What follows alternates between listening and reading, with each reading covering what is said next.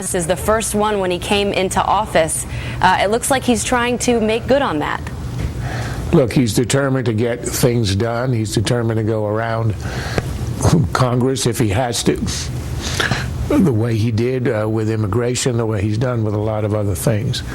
But I think when we look at this policy, the folly of it, we only concentrate on one half, and that is the rate at which some of these people come back and fight against us.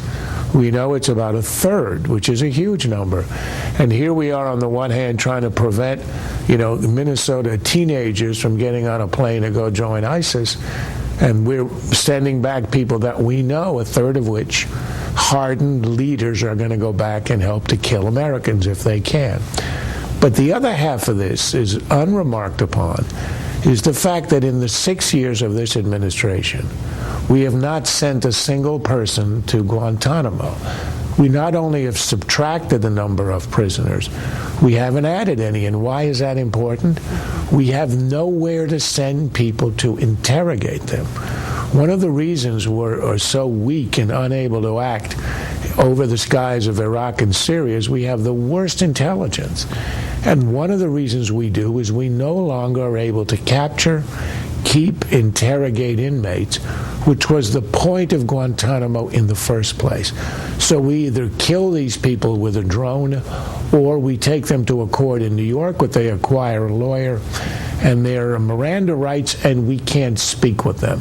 And that, I think, is what is overlooked. This is truly hurting us in the long run. 6 years without a single prisoner that we can interrogate indefinitely. And as you know, in many of these cases, it takes months to get the information you want. Charles, do you expect any pushback from Republicans and Democrats on this? Because originally when the president said he was going to close GITMO and move some of the prisoners to the backyards of fellow Democrats, they weren't having any of this. Well, one of the objections was people don't want these people in their backyards.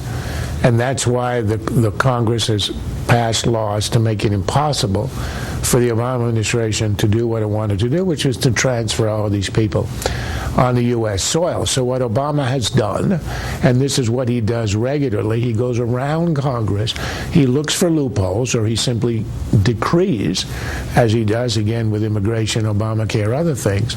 So he goes around Congress now by not bringing them to Minnesota or to Chicago or to Florida, but to send them to where we're now sending these prisoners to places like Georgia and other foreign countries where we're going to lose sight of them.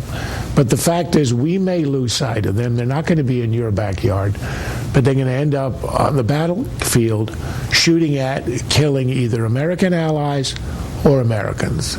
And we know that one of the leaders of ISIS is one of the detainees that was released from GITMO. But I guess he figures, Charles, he did the prisoner swap for Bo Bergdahl, got rid of a couple violent GITMO detainees then. If he gets rid of the most dangerous detainees, he can slowly but surely start to release the others. I mean, if he got away with the last prisoner swap, he probably figures this is no big deal either. But it is a big story. And Charles, we appreciate you here weighing in on it tonight. It's a pleasure.